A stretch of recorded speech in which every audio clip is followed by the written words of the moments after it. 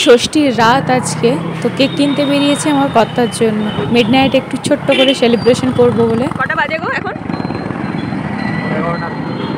11টা 11:40 বাজে। কেক কিনতে বেরিয়েছি। কেক নিয়ে চলে এসেছি। আর আজকে কেক কাটিংটা হবে কিন্তু দাদাভাইয়ের বাড়িতে। আর সেই সঙ্গে রাতে আজকে ডিনারে রয়েছে চিকেন বিরিয়ানি। আর আমি যেহেতু চিকেন খাই না, তার জন্য একটা মাটন বিরিয়ানি নেওয়া হয়েছে। তো ভীষণ আনন্দ করি আমাদের পুরো ফ্যামিলির মতো। তোমরা তো আগের অনেক ব্লগেই দেখেছো দাদাভাইয়ের বাড়িতে যদি সামান্য কিছু রান্না বান্না হয়ে থাকে বা কিছু, সেটাও আমাদের মানে জন্য তুলে রাখে, এরকম একটা ব্যাপার। তাই ওদের বাড়িতেই ওর ফার্স্ট মিডনাইট যে সেলিব্রেশনটা ওখানেই করা হয়েছে। যেহেতু পুজো চলছে, পুজোর সময় তো ঠাকুর দেখতে যাওয়ার একটা ব্যাপার থেকেই থাকে।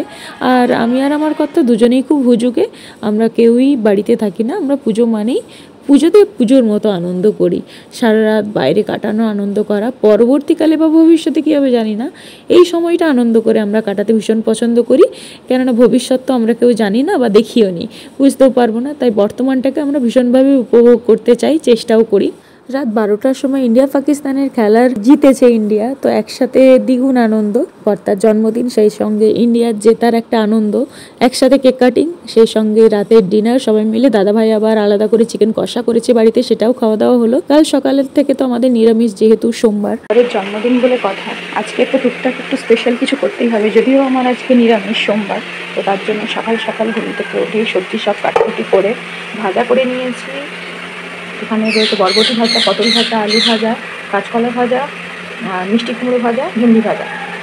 এটা যদিও দেবো না, এটা আমাদের জন্য করেছি। আর এখানে ফ্রাইড রাইসের সব ভেজে রাখা রয়েছে। সবজিটা ফুলকপি আলু দিয়ে কষা হবে। আর সেই সঙ্গে হচ্ছে এই যে পনিরের তরকারি, বেশ ডুমো ডুমো করে কেটেছি পনির। আর ফ্রাইড রাইসের চাল সেদ্ধ করে ঝারিয়ে রেখেছি, এবারে জাস্ট ভেজে নিলেই হয়ে যাবে। আর এই যে আমি সবাইকে মহা সপ্তমীর শুভেচ্ছা, বড়দের প্রণাম, ছোটদের অনেক ভালোবাসা। সবার পুজো খুব ভালো কাটুক। তো বরের তার জন্মদিন, যতটা পারবো চেষ্টা করবো ওর জন্য করার। আর পায়েসটা করবো ওর জন্য, আমি আমার গোপালকে ভোগ দিয়ে তবে ওকে প্রসাদ হিসেবে দেবো। তো তার জন্য পায়েসটা আমি রান্নাঘরে করবো না, আলাদা করে ঠাকুর ঘরের সামনে করবো। আমার তো আর ঠাকুর ঘরে গোপালের সেবার জন্য আলাদা কোনো রান্নাঘর নেই। ওর জন্য টুকটাক বাসন কুসন কিনেছি, আর মা অনেকটা হেল্প করেছে, বাসন কুসনগুলো সব দিয়ে দিয়েছে। মায়ের ঠাকুরের যেগুলো ছিল তাই আমাকে অতটা বেশি কিনতে হয়নি, কিন্তু টুকটাক তো লাগবেই, তো তার জন্য মোটামুটি কিনেছি। তো চলো ভিডিওটা এখান থেকেই শুরু করলাম। সুপ্রভাত জানিয়ে তোমরা দেখতে থাকো আর সামনে থেকো, যতটা পারবো তোমাদের সাথে শেয়ার করবো। পায়েস চলছে, পায়েস বসিয়েছি, এটা গপুকেও দেবো, তাই আলাদা করে বাইরে করছি পায়েসটা। এই দেখো ফুলকপির কষা হয়ে গিয়েছে, ঢাকা দিয়ে রেখেছি। আর এখানে ফ্রাইড রাইসও হয়ে গেছে, দেখো। এই দেখো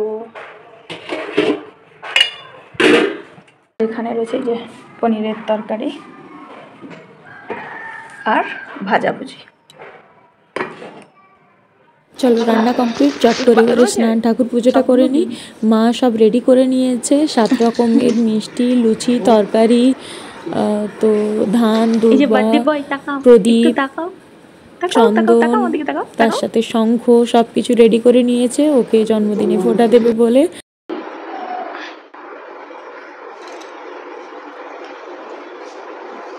চন্দন আবার আমার ঘরে কম ঘুটা হয়।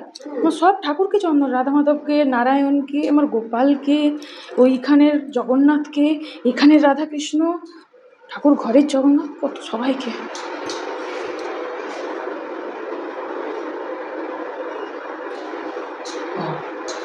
মালা দিতে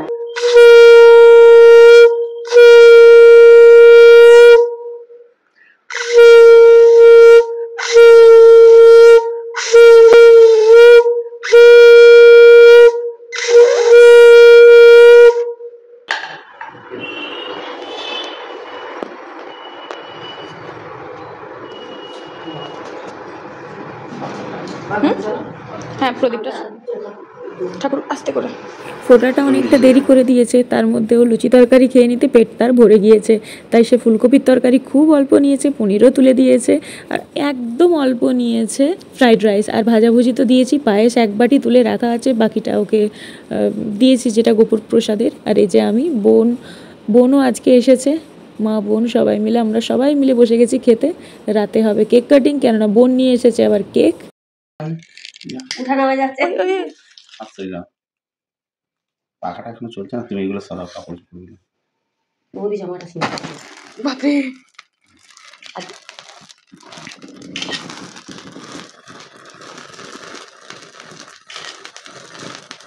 birthday to you, happy birthday to you, happy birthday dear born birthday to you.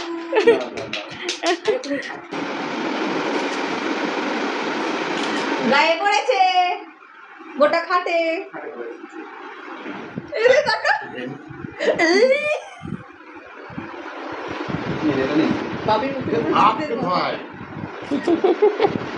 এটা ভীষণ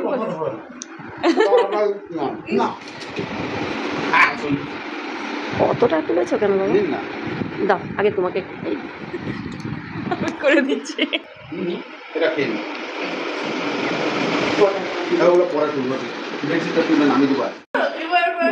লেগেছে, দেখো দেখি তুমি।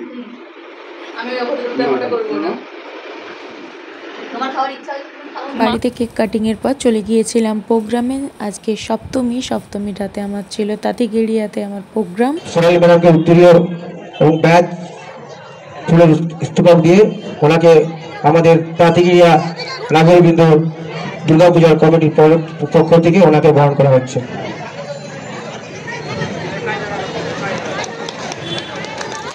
অসংখ্য ধন্যবাদ জানাই তাঁতিগেড়িয়া নাগরিকবৃন্দ, সার্বজনীন দুর্গা উৎসব কমিটির প্রত্যেকটি সদস্যকে এতটা সম্মান ভালোবাসা দেওয়ার জন্য।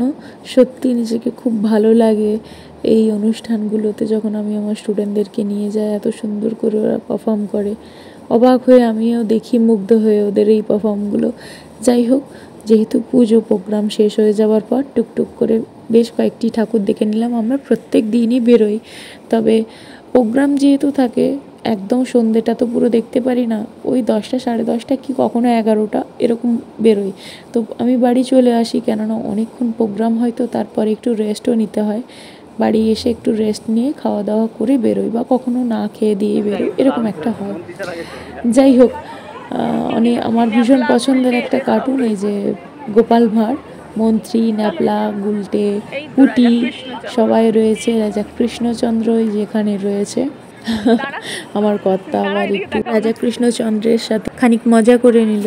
ভেতরে কি সুন্দর করে করেছে দেখো প্রত্যেকটা থিম। আর দুর্গা মাটাকে এত সুন্দর দেখতে লাগছে, ছোট্ট পুরো একচালা মেড় তৈরি করেছে, একচালার একটা দুর্গা ঠাকুর করেছে। যেমন রাজা কৃষ্ণচন্দ্রের দুর্গা ঠাকুর হয় ঠিক ওই রকমই করেছে, খুব ভালো লাগলো।